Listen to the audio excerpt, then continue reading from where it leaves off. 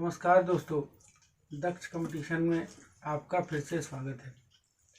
दोस्तों, पिछले वीडियो में हमने अंग तंत्र के 6 पार्टों में से सबसे पहला पार्ट पढ़ा था पाचन तंत्र।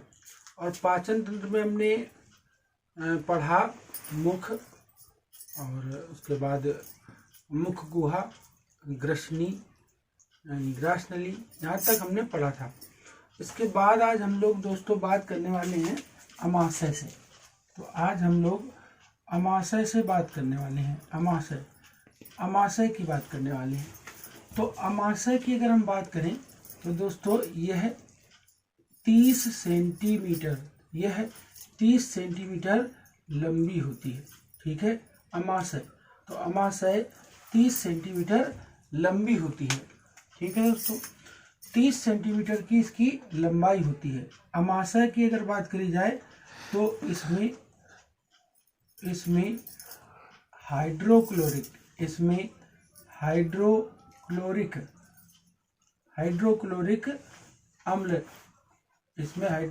अम्ल बाहर निकलता है। तो हाइड्रोक्लोरिक अम्ल बाहर निकलता है।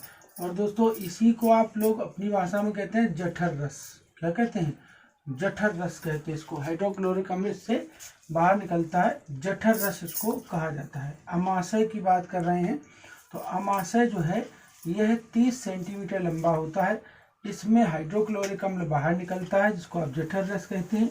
इसका जो मुख्य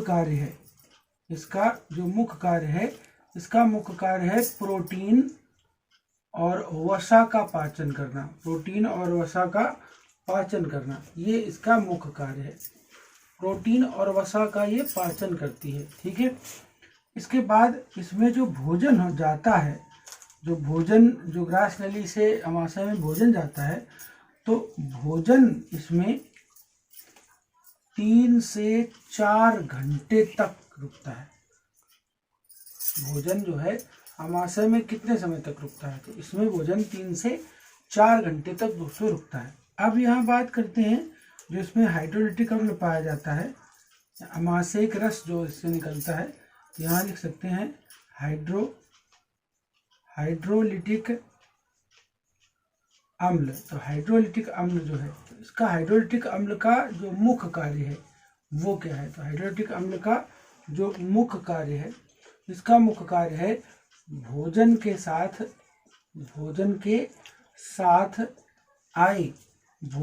साथ आए कठोर पदार्थ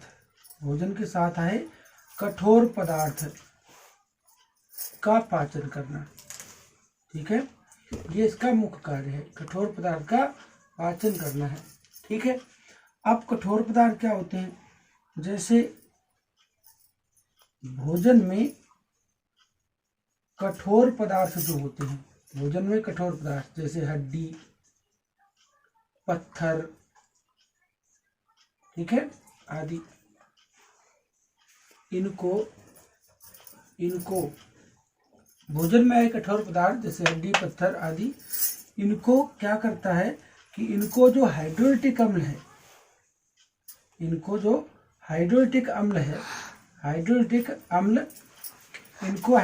अम्ल पिघला देता है। क्या कर देता है? पिघला देता है। तो पिघला कर द्रव में बदल देता है। ठीक है, ताकि कठोर भोजन जो आया था बदल देता है। ध्यान देना है, ताकि कठोर भोजन का पाचन आसानी से हो जाए। ठीक है, आसानी से हो जाए। ये देखिए, पता चल गया। तो जो कठोर भोजन है उसका पाचन आसान हो सके, इसलिए वो उसको द्रव में बदल देता है, यानी पिघला देता है। कौन पिघला देता है? हाइड्रोलिटिक अम्ल। अब जो हाइड्रोलिटिक अम्ल है, ये जो हाइड्रोलिटिक अम्ल तो ये जो हाइड्रोलिटिक अम्ल है दोस्तों, इसमें हाइड्रोलिटिक अम्ल में क्या क्या होता है? हाइड्रोलिटिक अम्ल में जैसे पेप्सिनोजन होता है, पेप्सिनोजन प्रोटीन होता है। जैसे रेनिन भरा होता है। ठीक है, रेनिन प्रोटीन आदि पाए जाते हैं, ये इसमें पाए जाते हैं।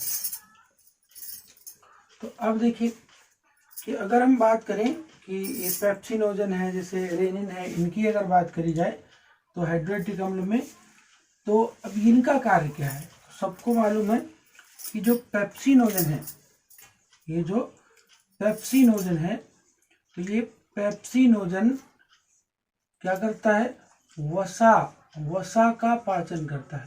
तो ये वसा का पाचन करता है पेप्सिनोजन। जबकि अगर रेनिन की बात करें तो रेनिन क्या करता है, अब ये रेनिन प्रोटीन जो है ये शरीर में क्या करता है, दूध का पाचन। तो शरीर में दूध का पाचन करता है। दूध का पाचन, दूध को शरीर में कौन पचाता है दोस्तों, तो कौन पचाता है, रेनिन। तो रेनिन जो होता है वो दूध का शरीर में पाचन करता है। इस तरीके से हम अपने अमाशय को अच्छी तरह से याद रख सकते हैं। ठीक है, अब आगे अगर बात करी जाए तो इसके बाद हम बात करेंगे अमाशय के बाद छोटी आंत की। देखिए छोटी आंत, तो छोटी आंत की अगर बात करें तो छोटी आंत में हमें ध्यान रखना है कि यह पाचन तंत्र का सबसे लंबा भाग है। ठीक है, तो ये पाचन तंत्र का सबसे लंबा भाग होता है छोटी आंत। ध्यान देना कि इसमें भोजन का 90% और जल का 10% पाचन होता है। ठीक है, छोटी आंत की अगर बात करी जाए तो इसमें भोजन कितना पचता है, तो इसमें भोजन पचता है 90%, जबकि इसमें जल का पाचन कितना होता है, 10%। और आपको पता होगा जो छोटी आंत है हमारी, इस छोटी आंत में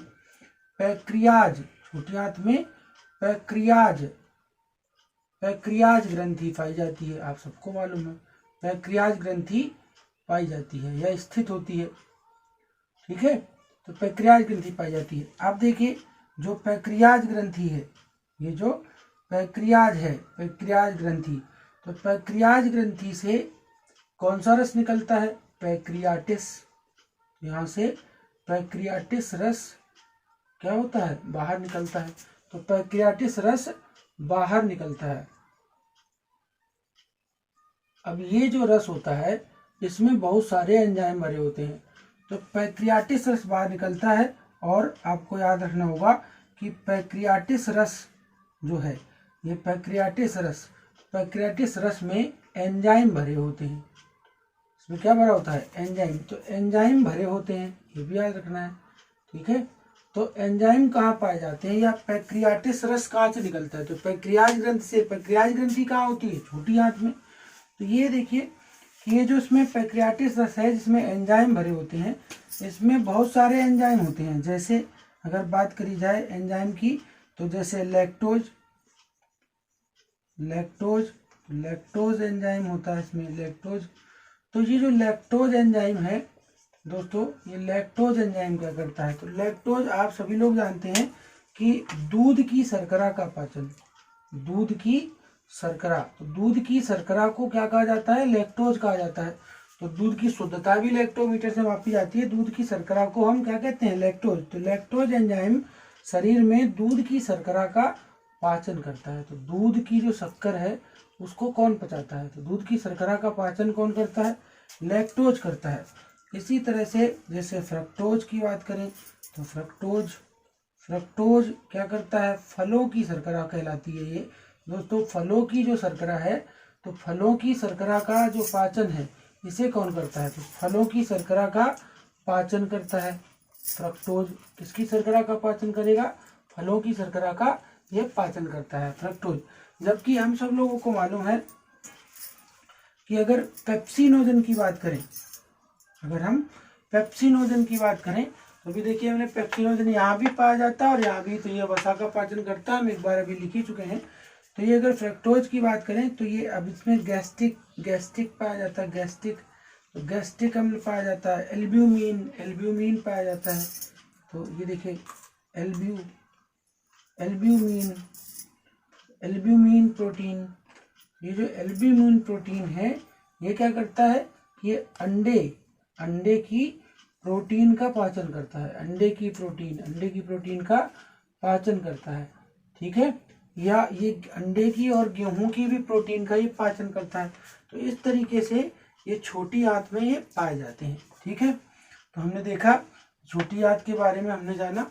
तो छोटी आंत के बाद हम बात करेंगे अब दोस्तों बड़ी आंत की। तो ध्यान दीजिएगा, अब बात करने वाले हैं बड़ी आंत की। तो बड़ी आंत की अगर बात करी जाए तो इसमें ध्यान दीजिए कि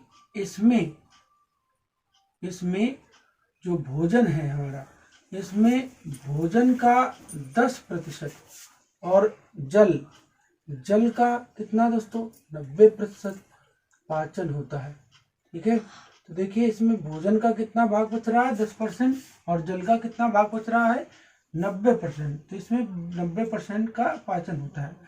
अब देखिए कि एक भोजन होता है जिसको कठोर भोजन कहते हैं, सेल्यूलोज। क्या होता है सेल्यूलोज क्या है, एक प्रकार का क्या है ये दोस्तों, कठोर भोजन है। तो ये एक प्रकार का कठोर भोजन है, क्या, सेल्यूलोज, ठीक है। जिसका पाचन हमारे शरीर में नहीं होता है, ठीक है। देखिए हमारे शरीर में नहीं होता है। तो अब सेल्यूलोज क्या है, कठोर भोजन है जिसका पाचन हमारा शरीर नहीं कर सकता, यानी इसका पाचन हमारे शरीर में नहीं होता है। तो फिर सेल्यूलोज का पाचन कहाँ होता है, तो सेल्यूलोज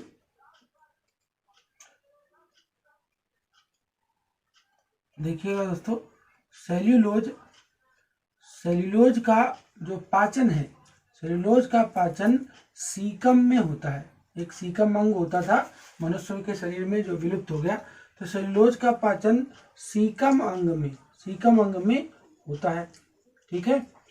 और सीकम अंग कहाँ पाया जाता है, तो जो सीकम है, सीकम अंग दोस्तों, तो सीकम अंग कहाँ पाया जाता है, तो सीकम अंग पूंछ वाले जानवरों में कहाँ पाया जाता है, पूंछ वाले जीवों में। तो पूंछ वाले जानवरों में पाया जाता है। तो ये पूंछ वाले जानवरों में पाया जाता है, ठीक है। तो हम ये कह सकते हैं कि जो कठोर भोजन है, कठोर भोजन यानी जिसको हम कहते हैं सेल्यूलोज। तो कठोर भोजन यानी सेल्यूलोज का कठोर भोजन का पाचन कहाँ होगा, तो कठोर भोजन का पाचन कौन कर सकता है, तो जानवर कर सकते हैं, यानी जानवरों में होता है। यानी उन सभी जानवरों में होता है जिनकी पूंछ होती है, ठीक है। और मनुष्य की भी पहले पूंछ हुआ करती थी, आदि मानव की पूंछ हुआ करती थी। लेकिन जब मनुष्य जैसे जैसे विकसित होता गया वैसे वैसे उसकी पूंछ गायब हो गई, ठीक है। जब वो खड़ा हो गया उसके पूंछ के काम उसके हाथों ने ले लिए, तो उसकी पूंछ गायब हो गई। और जब पूंछ गायब हो गई, पूंछ उसकी लुप्त अंग हो गई, तो उसका सीकम भी गायब हो गया, तो वो कठोर भोजन का पाचन नहीं कर सकता, ठीक है। तो इस तरीके से हम ये याद रख सकते हैं कि बड़ी आंत जो होती है, इसमें बड़ी आंत में सेल्यूलोज, बड़ी आंत के नीचे सेल्यूलोज पाया जाता था जो अब नहीं पाया जाता। तो हम सेल्यूलोज की बात कर लिए। अब आगे हम बात करेंगे, देखिए हमने बात करी महाशय की, छोटी आंत की, बड़ी आंत की। अब इसका जो लास्ट पार्ट बचता है पाचन तंत्र का, वो होता है मलाशय। अगर मलाशय की बात करी जाए तो मलाशय क्या करता है कि पचे भोजन या कह सकते हैं अवशिष्ट भोजन, ठीक है। तो अवशिष्ट, तो जो भोजन पक गया वो अवशिष्ट हो गया। तो पचे भोजन को समय समय पर बाहर क्या कर देता है, निष्क्रमित कर देता है। तो पचे भोजन को समय समय पर बाहर निकालता है, ठीक है। ये इसका काम है, मलाशय का काम है कि पचे भोजन को समय समय पर बाहर निष्क्रमण करना, यानी बाहर निकालना, ठीक है। अब प्रश्न आता है कि मलाशय में मल मूत्र में, मलाशय में कह सकते हैं या ये कह सकते हैं कि मल मूत्र में, तो मल मूत्र में दुर्गंध आने का कारण क्या है, ये पूछा जाता है कि दुर्गंध आने का कारण क्या है। तो दुर्गंध आने का कारण बताओ। तो मलमूत्र में दुर्गंध क्यों आती है। तो मलमूत्र में दुर्गंध आने का कारण दोस्तों, मलमूत्र में दुर्गंध आने का कारण इंडोल और सिस्टोल नामक अम्ल है। ठीक है, तो ये कह सकते हैं कि मलमूत्र में दुर्गंध, मलमूत्र में जो दुर्गंध है, मलमूत्र में दुर्गंध किसके कारण आती है। तो मलमूत्र में दुर्गंध ये आती है आपकी इंडोल सिस्टोल नामक अम्ल के कारण। ठीक है, तो अम्ल के कारण आती है, यानी मलमूत्र में इंडोल और सिस्टोल नामक अम्ल पाया जाता है, जिसके कारण उसमें बदबू आती है, यानी वो महकता है, ये कह सकते हैं। तो इतनी हमने आज बात करी यहाँ तक। ये पाचन तंत्र दोस्तों समाप्त हो जाता है यहीं से, और इसके बाद हम आगे बात करेंगे अगले पार्ट की अंग तंत्र में। जैसे अभी 6 पार्ट थे, इसे एक पार्ट हुआ है दोस्तों, तो इसके बाद श्वसन तंत्र या रक्त परिसंचरण तंत्र किसी भी एक पार्ट को ले लेते हैं। तो दोस्तों उम्मीद करते हैं आपको अच्छा लगा होगा। बढ़िया से पढ़िए, लाइक और सब्सक्राइब करिए, शेयर करिए। फिर मिलते हैं अगले वीडियो में। नमस्कार।